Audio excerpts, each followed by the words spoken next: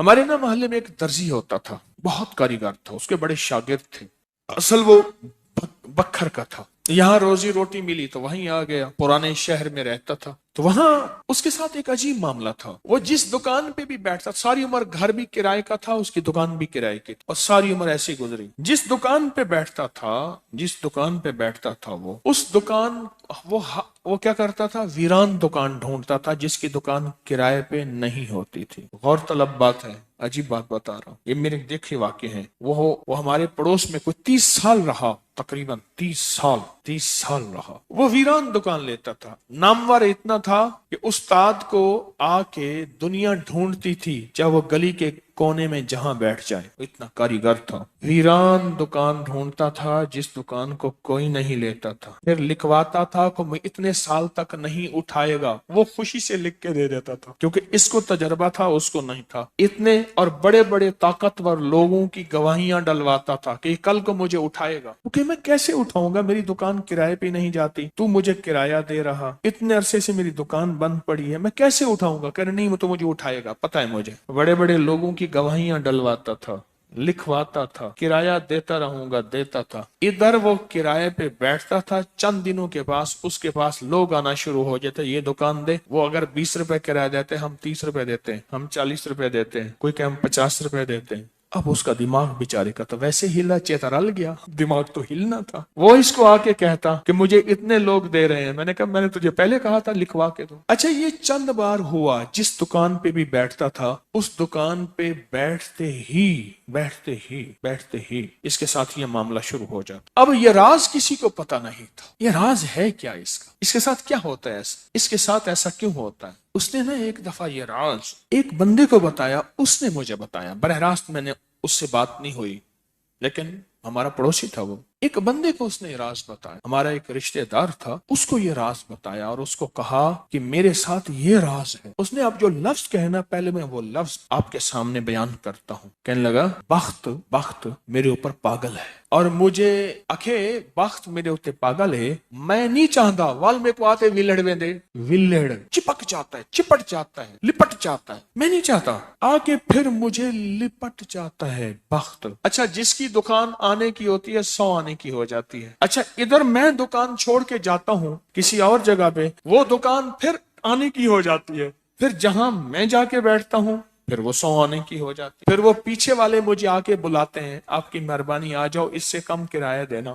تھا کوئی ایسا، کیونکہ ہاتھ کا کاریگر بہت کم ہوتا ہے جو سر پھرا نہ ہو، ہاتھ کا کاریگر وہ ہاتھ کا جس شعبے کا ہو، تھا کوئی سر پھرا، کہہ رہا میں نہیں جاتا تو دکان پہ، تم نے مجھے نکالا تھا۔ ساری زندگی اس نے ایسے گزاری۔ اب یہ بخت کہاں سے ملا؟ اب بخت کو سن، کہا میرا باپ مزدور تھا، مزدوری کرتا تھا، بڑا ہوا تو اس نے مجھے درزیوں کے کام پہ ڈال دیا کہ بیٹا چلو چھاؤں کا کام ہے تو کرتا رہے گا۔ میں تو دھوپ سردی گرمی مزدوریاں کرتا رہا، درزیوں کا کام چھاؤں کا کام ہے تو کرتا رہے گا۔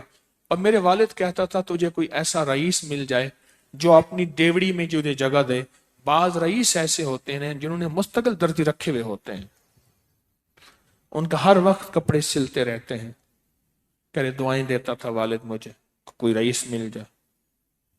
کہ والد کا حادثہ ہو گیا، والد کی ٹانگ ٹوٹ گئی، والد کی بوڑھی والدہ تھی، ہم والد کی خدمت کرتے تھے، والد دعائیں دیتا تھا، ان پڑھ تھا، کسی نے والد کو اللہم صلی علی محمد بتا دیا، بس یہی پڑھتا تھا، اور ٹوٹی پھوٹی قل ہو اللہ پڑھتا تھا، باقی کوئی ابا کو پتا نہیں تھا۔ کہا میں درزیوں سے پیسے تھوڑے سے لاتا تھا، گھر میں فاقے آنا شروع ہو گئے، تھوڑے سے پیسے میں لاتا تھا، ابھی کام سیکھا نہیں تھا، استاد کبھی کبھار دے دیتا تھا، اور والد روز لاتا تھا، گھر میں سختی اور تنگی آنا شروع ہو گئی، بہت زیادہ غربت، تنگ دستی۔ ہماری ایک پھوپھی تھی، کہیں دور رہتی تھی، بہت بوڑھی تھی، والد سے بھی بڑی تھی، وہ آ کے ہمارے گھر اس نے قیام کر لیا کہ تمہارے والد کی خدمت کروں گی۔ اس کے بیٹے اسے ٹھوکریں مارتے تھے اور اس کی عزت نہیں کرتے تھے، وہ پھر گھر آ گئی۔ اب میری ماں مجھے دیکھے، میں اپنے دیکھوں، ماں نے کہا بیٹا آ گئی ہے، اس کی بھی خدمت ساتھ کرنی ہے۔ اب پھوپھی نے، ایک پھوپھی بوڑھی ابے سے بڑی، ایک والد معذور، بوڑھی والدہ اور بہت سارے بہن بھائی، کہا کہ کئی راتیں ایسی گزرتی تھی میں اور میری ماں نہیں کھاتے تھے، فاقوں میں سوتے تھے، پھوپھی کو کھلاتے تھے۔ کہا پھوپھی کھاتی بہت تھی، کھاتی بہت تھی، آپ بچوں کا سب کچھ کھا جاتی تھی، سارا اپنا بھی کھا جاتی تھی، کھاتی بہت تھی پھوپھی۔ کہا اس سے چھینتے تھے تو پھوپھی لڑنے پہ آ جاتی تھی۔ ایک گھر میں عجیب کشمکش تھی۔ کہا ان سختیوں تلخیوں میں میں ان کی خدمت کرتا رہا، باپ کی ماں کی خدمت کرتا رہا، حتیٰ کہ والد پتہ نہیں کتنے سال کہے مجھے بھول گئے، فوت ہو گئے۔ اور پھوپھی نے کے دل میں یہ بات آئی کہ ہم نے والد کو زہر دیا ہے۔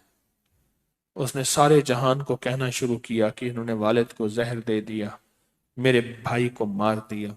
گھر میں روٹی بھی کھاتی تھی، بچوں سے چھین کے بھی کھاتی تھی، چوری چھپے بھی کھاتی تھی، دن رات بھی کھاتی تھی، ہمیں برا بھلا بھی کہتی تھی، لوگوں کے ہاں شکوے بھی کرتی تھی۔ پھوپھی نے جینا حرام کر دیا۔ کہا میری ماں کہتی تھی بیٹا کوئی بات نہیں، برداشت کرو۔ برداشت کرتے کرتے پھوپھی بھی چلی گئی اور اس کو اللہ کی امانت کو اللہ کے سپرد کیا، اور پھر اب ماں رہ گئی۔ اب میں نے اپنی ساری توجہ ماں پہ ڈال دی۔ کہا اماں کیا کرتی؟ خالی چھابی نہیں ہوتی ہے، چھابی روٹی تو تھوڑی سی ہوتی تھی، کھا لیتے تھے، خالی چھابی ہاتھ میں ایسے لے کے نا کہتی اللہ اس کو اتنا بخت دے، اتنا بخت دے، اس کے ساتھ دھرتی لگے تو اس کو بخت دے، اس کے ساتھ سوئی لگے تو اس کو بخت دے، اس کے ساتھ دھاگا لگے تو اس کو بخت دے، اس کے کپڑے جو پہنے اس کو بخت دے، اس کو جو دیکھے اس کو بخت دے، اس کو جو اس کو دیکھے اس کو بخت۔ اماں چھابی لے کے مانگتی تھی، روتی تھی، اور بعض اوقات چھابی میں اماں کے بہت سارے آنسو ہوتے تھے۔ کہ بس یہ نظام چلتا رہا چلتا رہا، اماں بھی گزر گئی۔ اب اس کے بعد پھر میں، میرے بچے، اب جو بخت کے دروازے کھلے، میں جس کو دیکھتا ہوں اس کو بخت، جو میرے کپڑے پہنتا ہے اس کو بخت، جس سے سوئی خریدتا ہوں اس کو بخت، جس سے دھاگا خریدتا ہوں اس کو بخت، جس کی جگہ پہ بیٹھتا ہوں اس کو بخت۔ بخت جب بیدار تھا بدبخت آنکھیں سو گئیں۔ خیال کرنا ابھی بخت بیدار ہے، کہیں بدبخت آنکھیں سو نہ جائے۔ وہ دعاؤں کا ذخیرہ اس درجی کے پاس تھا، وہ دعاؤں کا ذخیرہ، پھپھی کی ناگواریوں کا ذخیرہ، ابی کی صبر کا ذخیرہ، پھپھی کی ناگواریوں کا ذخیرہ، اماں کے صبر کا ذخیرہ وہ ساتھ تھا۔ بس سہتا رہا، چلتا رہا، اللہ کے نامہ اعمال میں، اللہ کے نظام میں لکھا جاتا رہا۔ کو تجھے کوئی دعائیں دے نہیں رہا، نہ دے، میرے نظام میں تو ان لوگوں میں ہے جن کے ساتھ دعائیں ملتی ہیں، جن کے ساتھ دعائیں لگتی ہیں، جن کے ساتھ دعائیں لپٹ جاتی ہیں، تو ان لوگوں میں ہمیں دعاؤں کا ذخیرہ چاہیے، ہمیں دعائیں چاہیے کسی کی، ہم کسی کی دعاؤں میں آ جائیں۔ میرے حضرت فرماتے تھے نظر بد لگتی ہے نا کھا جاتی ہے، اس طرح اچھی نظر بھی لگتی ہے۔ تجھے کسی اللہ والے کی اچھی نظر لگ جائے، تجھے مرشد کی اچھی نظر لگ جائے، تجھے ماں باپ کسی درویش کی اچھی نظر لگ جائے، اور نظر تیرا کام بنا دے گی۔ جس طرح بری نظر کھا جاتی ہے، برباد کر دیتی ہے، اس طرح اچھی نظر آباد اور شاد کر دیتی ہے، با مراد کر دیتی ہے۔ ان کو یہ میں نے عمل دیا تھا اور میں نے یہ اسی ایک ساتھی سے پڑھوایا، اور ایک یوں بھی کرتے ہیں، کرے یوں ہو گیا۔ کون ساتھ تھا ازبک سفر میں، اور کون ساتھ تھا؟ یہ تھے۔ میں نے کیا عرض کیا تھا کہ یہ 40 دفعہ جو ہے دے رہا ہوں، اس کی تاثیر کیا ہوگی؟ 40 لاکھ جتنی، 40 لاکھ کی ہوگی۔ اور جس نے یقین کیا وہ بتا رہا ہے کہ کوئی زندگی کا خوف ہے، وہ رزق کا، وہ دولت کا، وہ دولت عزت جانے کا، وہ رشتوں کا، وہ صحت کا، وہ جادو کا، وہ بندش کا، کوئی دشمن کے حملے کا، کسی کوئی خوف ہے. بس 40 دفعہ پڑھا. یہ ازبکستان میں میرے ساتھ جو گئے تھے انہیں میں نے اس سفر کا تحفہ دیا تھا، اور میں نے یہ عرض کیا تھا ان سے کہ اللہ کے نام کی طاقت اور بھروسے پہ کہہ رہا ہوں وَكَفَى بِاللَّهِ وَلِيًّا وَكَفَى بِاللَّهِ نَصِيرًا، کہ اس بھروسے پہ کہہ رہا ہوں، عرض کر رہا ہوں کہ جو 40 دفعہ پڑھے گا، ان حضرات کو میں نے یہ اجازت دی تھی 40، اس کو اس کی تاثیر کتنی ملے گی؟ 40 لاکھ کی. اور واقعی ہے ایسے. آپ میں کیوں دے دوں؟ انہوں نے پیسے بھرے تھے، انہوں نے تو پیسے دیے تھے بیچاروں، مجھے نہیں دیے تھے. الحمدللہ مجھے صفائیوں کی ضرورت نہیں ہے، میں جب بھی جاتا ہوں اپنے پیسے، اب اجازت مل جائے نا ایسے نہیں دوں. یہ انہوں نے لفظ ایک استعمال کیا ہے طلاقوں کی بڑھتی ہوئی شرح. اس سے بہت خوف زدہ ہوں، بہت پریشان ہوں. اتنی مخلوق آ کے روتی ہے، اتنی روتی. میں رات کا واقعہ سنا. میں ایک جگہ ایک محسن کے ہاں بیٹھا تھا، تو جن کا میں نے کہا نا ہمارے میرے دوست تھے، گاڑی چلا رہے تھے، تو مجھے بتایا کہ یہ اس وقت یہ واقعات چل رہے ہیں، یہ چل رہے ہیں. میں نے کہا اچھا، مجھے تو اب پتہ چلا. تو وہاں وہ کہنے لگے کہ بیوی شادی ہوئی، تو شادی کے دوسرے دن ولیمے کے دن اس خاتون کی جو بیوی بنی اس کی سہیلی کی شادی تھی. تو سہیلی کی شادی میں دونوں میاں بیوی گئے. تو جو سہیلی کا والد تھا اس نے اپنے جو ہے داماد کو گاڑی بھی دی، کوئی 20-22 لاکھ بھی دیا، یہ بھی دیا. اس نے آ کے جھگڑا شروع کر دیا کہ تیرے ماں باپ نے کیا دیا مجھے، اور تیسرے دن گھر سے باہر نکال دیا اور طلاق ہو گئے. میں کہتا ہوں جس نے اپنی زندگی میں انگارے، بچھو، سانپ اور دکھ، قتل، مقدمے، بیماریاں، تکلیفیں، مشکلات، مسائل، الجھنے اور روگ بھرنے ہیں، اور مجھ سے ایک وظیفہ لے لے. وہ وظیفہ یہ لے لے بیوی کے ماں باپ کو گالیاں دے اور ان سے کہے جائیداد لیا اور جہیز لیا. اس سے مطالبہ کرے جا ماں باپ سے حصہ لیا، یا اس سے کہے تیرے ماں باپ نے کیا دیا مجھے، اور ماں باپ سے جا کے مطالبے کر. میں کہتا ہوں جو بندہ مجھ سے یہ آج پیکج لینا چاہتا ہے تو میں آج دینے کو تیار ہوں. بولو کون چاہتا ہے؟ آپ چاہتے نہیں؟ ویسے میں فرضی ہاتھ کھڑا کر رہا ہوں، ہاتھ کسی نے نہیں کیا، ایسے فرضی ہاتھ کھڑا کر رہا ہوں. آپ چاہتے ہیں؟ نہیں، میں تو نہیں دینا چاہتا. یہ ایسے فرضی ہاتھ کھڑا کر رہا ہوں. جیسے وہ بس میں کہتے ہیں سب میں آ رہا ہوں، ٹھیک ہے، بیچنے والا، کافیاں بیچنے والا، بام بیچنے، اصل میں آ رہا ہوں. اگلا کہتا ہے بک نہ جائے میں پہلے لے لوں. اگر یہ چاہتے نہیں ہیں تو بیوی کو کبھی نہ کہے جا کے حصہ لے آؤ. میں نے اپنی اہلیہ سے کہا اپنے بہن بھائیوں کو اپنا حصہ دیا کرتے. اور جس دن میرا رشتہ ہو رہا تھا اس دن میں نے پہلا مطالبہ یہ رکھا میں جہیز نہیں لوں گا. اور 2 چیزیں میں نے کہی تھی. میرے سسر مرحوم، میری ساس اور میرا ایک ماموں، بچوں کا ماموں، وہ بیٹھا ہوا تھا. میں نے کہا میرے اندر 2 چیزوں کی کمی ہے، ایک ایمان کی، ایک اخلاق کی. بس مجھے تو کوئی ایسا ساتھی ملے جو میرے ان 2 چیزوں کی کمی پوری کر دے. مجھے یہ 2 چیزیں چاہیے، ایک ایمان کی کمی ہے، ایک اخلاق کی کمی ہے میرے اندر، اور مجھے کچھ بھی نہیں چاہیے. الحمدللہ کوئی جہیز کی کہانیاں کچھ بھی نہیں، کچھ بھی نہیں چاہیے. اور ولیمے میں سارا شہر کے جو غریب تھے، جمعدار تھے، جو تھے ولیمے میں، برتن بھی چوری کر کے لے گئے ہوتے ہیں. یہ پہلے سے بجٹ میں رکھ لیا کرے تو برکت بڑی ملی. ولیمے میں رشتہ داروں کو بلایا، دوستوں کو بلایا، لیکن غریب غربا بہت بلایا. چھوٹے گوشت کا قورمہ بنایا، بہترین چیزیں، بریانیاں بنائی، ضرب متنجن بنائے. یہ نہیں ہے کہ ان کو اوتری چیزیں دینی ہیں، ان کو بھی وہی کھلاؤ جو عمراء کو کھلاتے ہو. اور اگر ولیمہ کرنا ہے تو گھر میں 4 بندے بٹھا کے بھی تو ولیمہ ہو سکتا ہے.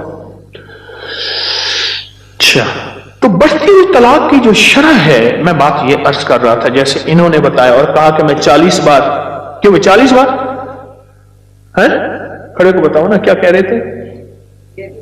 ادھر آؤ بھائی، قریب آ جاؤ نا، کیوں ڈرتے؟ کھڑے کو بتاؤ کیا کہہ رہے؟ ایک ہی مرتبہ آپ ازبکستان ساتھ تھے؟ نہیں میں نہیں تھا، ساتھی اور تھا آپ کے ساتھ، لیکن اس نے بتایا کہ جی مجھے اجازت ہے، میں نے سن لیا، اللہ نے میرے ذہن میں ڈال دیا کہ یہ ہر کہتے ہیں آپ بتاتا رہے اب یہ آپ کی فاتحانہ اصل میں ہنسی ہے. ہاں انہوں نے بتایا کہ مجھے اجازت ہے، میرے ذہن میں اللہ نے ڈال دیا کہ یہ ہر خوف سے نجات ہے. اچھا، ہر خوف سے. میں نے کہا چلو. بوتل کیسے پیتے ہیں؟ ہاں اچھا. تو وہ ایک موقع آ گیا، کسی کا گھر ٹوٹ رہا تھا، تو میں نے ان سے فون کر کے کہا کہ میں آپ اس نیت سے پڑھ دیں کہ اس خوف سے نجات مل جائے اسے. جی تمہارا نام کیا ہے؟ مظہر. اچھا پھر کیا بنا؟ تو انہوں نے پڑھ دیا، وہ 15-20 منٹ میں ایسے وہ ہر چیز بدل گئی. ہر چیز بدل گئی. 40 بار. اور تاثیر ملے گی 40 لاکھ ہے. 40 لاکھ کی تاثیر ملے گی. بولو بھائی پھر. اس نے لیے میں تو نہیں دوں گا. کوئی پختون بیٹھے ہیں یہاں؟ بھائی کتنے بیٹھے ہیں؟ پٹھان پٹھان آپ ہیں؟ آپ ترک ہیں؟ کہاں سے آئے؟ کوہاٹ سے آئے. پٹھان بیٹھے اور پختون پٹرول سڑے پختون دے. بھائی پٹھان کا بات ایک ہوتا ہے یا دو ہوتا ہے؟ پٹھان کا بات ایک ہوتا ہے یارا. بس رعایت نہیں ہوتی پٹھان میں. ہاں بھائی پٹھان میں رعایت ہوتی ہے؟ نہیں وہ تو خود کہہ رہے ہیں، وہ کہہ رہے رعایت نہیں ہوتی.